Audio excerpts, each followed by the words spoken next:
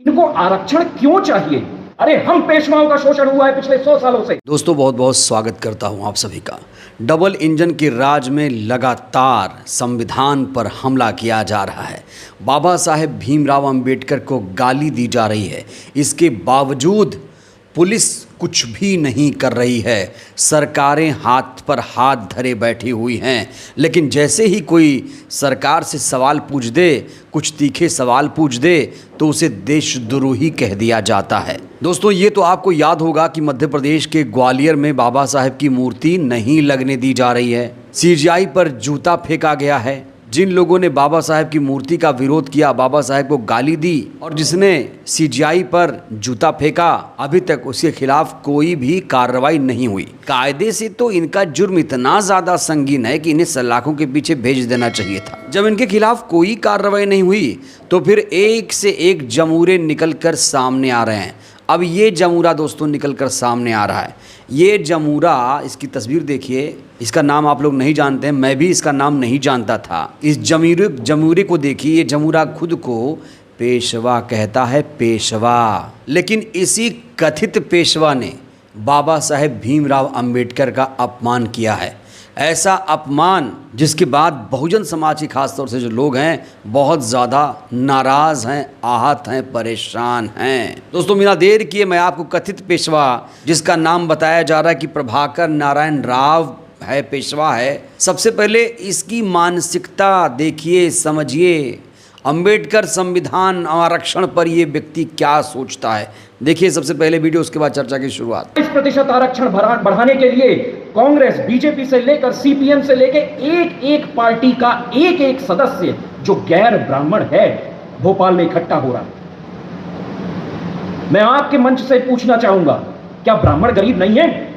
आज तक इन ओबीसी नेताओं ने, आज तक इन सभी नेताओं ने जिन्होंने आरक्षण प्राप्त किया है, इनको आरक्षण क्यों चाहिए?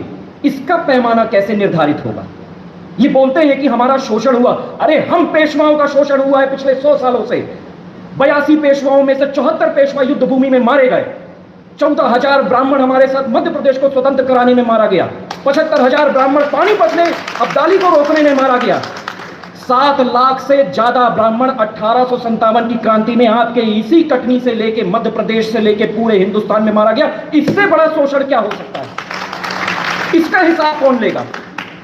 अपनी अपनी मर्जी की परिभाषाएं नहीं चलेंगी। इस देश में शोषण की परिभाषा नियत करने का समय अब आ गया है। हर ब्राह्मण संगठन अब अपने आप जब भी इकट्ठा हो, 2 ब्राह्मण भी इकट्ठे हो इस देश में, तो आज पेशवा आपसे बोल रहा है शोषण की परिभाषा निर्धारित करने की मांग करिए। इस तरह से वैकल्पिक या मनमर्जी शोषण की परिभाषाएं नहीं चलेगी। जिन लोगों ने आरक्षण बढ़ाने की बात मध्य प्रदेश में की है, क्या उनको मैं आज इस मंच से बोलना चाहूंगा कि ब्राह्मणों के लिए, उनकी गरीबी के लिए, उनके बच्चे जो पढ़ नहीं पा रहे हैं और 10वीं में पढ़ाई छोड़ दे रहे हैं, उनकी आर्थिक स्थिति नापने के लिए मध्य प्रदेश ने कौन सी परियोजना जारी की है या कौन सी कमेटी बैठाई है, यह कब बताएगी सरकार? क्या सरकार केवल ब्राह्मण द्रोह पे चल रही है? मंडल कमीशन की रिपोर्ट के अनुसार इस वीडियो को शेयर करते हुए ये व्यक्ति लिखता है कि अंबेडकर द्वारा इस देश में फैलाई गई फर्जी शोषण की कहानियों का विरोध रहेगा। इस देश में शोषण की परिभाषा नियत करने का समय आ गया है। फर्जी शोषण ही अत्याचारी शोषण की नींव, इस तरीके की बातें ये कथित पेशवा कर रहा है। दोस्तों आज़ादी के बहुत पहले, आज़ादी के बाद पेशवाई खत्म हो चुकी है और पेशवाई राज कैसा था ये मुझे आप लोगों को बताने की ज़रूरत नहीं है। दोस्तों पेशवाओं के बारे में हमने किताबों में पढ़ा, उनकी तमाम कहानियाँ पढ़ी, लेकिन आज ये पेशवा जिस तरीके की भाषा का इस्तेमाल कर रहा है, जिस तरीके से बाबा साहेब का अपमान कर रहा है, इससे तो इसकी जातिवादी मानसिकता साफ तौर से झलक रही है। जो व्यक्ति बाबा साहेब भीमराव अंबेडकर का अपमान करे, जो आरक्षण का ज़बरदस्त विरोधी हो, जो कहे कि ब्राह्मण भी दलित हैं, इस वीडियो में ये व्यक्ति कह रहा है क्या ब्राह्मण दलित नहीं है। लगता है इसे हमारे देश के सिस्टम के बारे में, हमारे सामाजिक व्यवस्था के बारे में कुछ पता ही नहीं है। इससे ज़रा पूछो कि कितने पेशवा दलित हुए। ये लगातार कह रहा है कि ब्राह्मण इतने मारे गए, इतने हजार मारे गए, पानीपत में इतने ब्राह्मण मारे गए। इस कथित पेशवा से पूछा जाए कि कितने पेशवा दलित हुए, क्या कोई दलित पेशवा हुआ? इसके तमाम आरोपों में तो जवाब यही छिपा हुआ है कि ये लोग कितने ज़्यादा जातिवादी थे।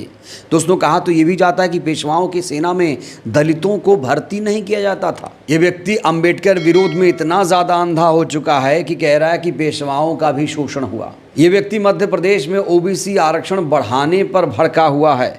ये व्यक्ति कह रहा कि ब्राह्मणों के लिए सरकारों ने क्या किया, ब्राह्मणों की आर्थिक तरक्की के लिए क्या किया गया। इसे संविधान, कानून, देश के बारे में रत्ती भर भी दोस्तों जानकारी नहीं है। कुछ भी नहीं पता है इस कथित पेशवा को, कुछ भी नहीं पता है। मूर्ख है ये पेशवा, मूर्ख है, जाहिल है, इसे कुछ भी नहीं पता है दोस्तों। क्यों? क्योंकि इसे ईडब्ल्यूएस आरक्षण के बारे में नहीं पता है। इसने संविधान को सही तरीके से नहीं पढ़ा है। इसने बाबा साहेब अम्बेडकर जी को सही तरीके से नहीं जाना है और शायद इसीलिए ये बाबा साहेब को गाली दे रहा है, बाबा साहेब को अपमानित कर रहा है। कह रहा है कि ओबीसी आरक्षण का विरोध जारी रहेगा। पूरे देश में ओबीसी आरक्षण लागू है और एमपी में खास तौर से विरोध करने की बात ही व्यक्ति कह रहा है।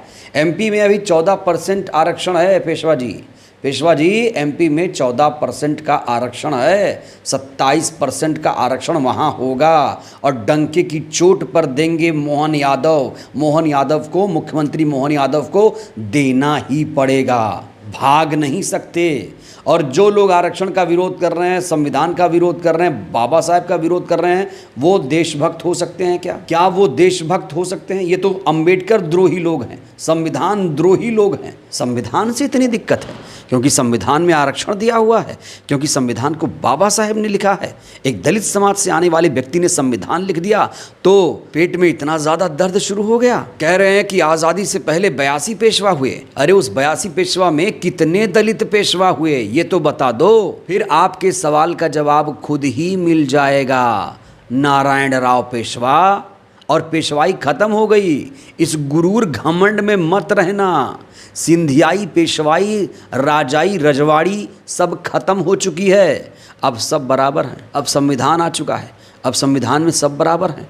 कोई ना पेशवा है ना कोई राजा है। प्रजा ही इस देश के लिए सरकार चुनती है और प्रजा ही सबसे बड़ी राजा है इस देश के लिए, क्योंकि संविधान है। तुम्हें भी एक वोट का अधिकार है, एक गरीब को भी एक वोट का अधिकार है।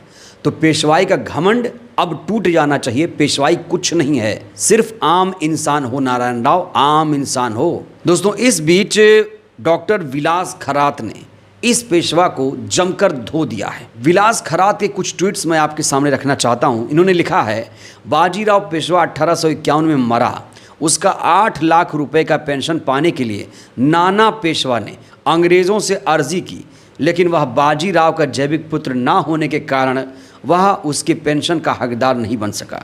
इसलिए उसने पेंशन के लिए 1857 में युद्ध किया। अंग्रेज़ों के पेंशनर अब ओबीसी को गालियां दे रहे हैं। यहाँ पर डॉक्टर विलास कह रहे हैं कि जो अंग्रेज़ों का पेंशन लेते थे वो अब ओबीसी को गाली देंगे। दोस्तों, ये ओबीसी को गाली देना ही तो हुआ। जिस ओबीसी की आबादी हमारे देश में 52% है, जिसे अभी मध्य प्रदेश में 14% का आरक्षण मिल रहा है, उसे 27% आरक्षण मिलना चाहिए। मंडल कमीशन लागू होने के बाद अभी तक उसे 27% आरक्षण क्यों नहीं मिला? तो ये जो आरक्षण विरोधी पेशवा है, इसका चेहरा पूरी तरीके से बेनकाब हो चुका है। विलास खरात ने इस कथित पेशवा को लेकर एक और जानकारी दी है। इन्होंने लिखा है, गलत बोला रे चितपावन ब्राह्मण। अंग्रेज़ों को पटाने के लिए द्वितीय बाजीराव के बाप रघुनाथ पेशवा ने अंग्रेज़ों को भारत बुलाने के लिए 2 ब्राह्मणों को लंदन भेजा था। वह सबूत है हमारे पास। ये व्यक्ति कह रहा है, वी सपोर्ट अनिल मिश्रा। ये प्रभाकर नारायण राव पेशवा, कथित पेशवा, उस जातिवादी वकील का समर्थन कर रहा है जो ग्वालियर हाईकोर्ट में अंबेडकर की मूर्ति लगाने का लगातार विरोध कर रहा है। अरे ये एमपी सरकार कर क्या रही है? ये मोहन यादव सरकार क्यों हाथ पर हाथ धरे बैठी है? ये अनिल मिश्रा को अभी तक गिरफ्तार नहीं किया गया।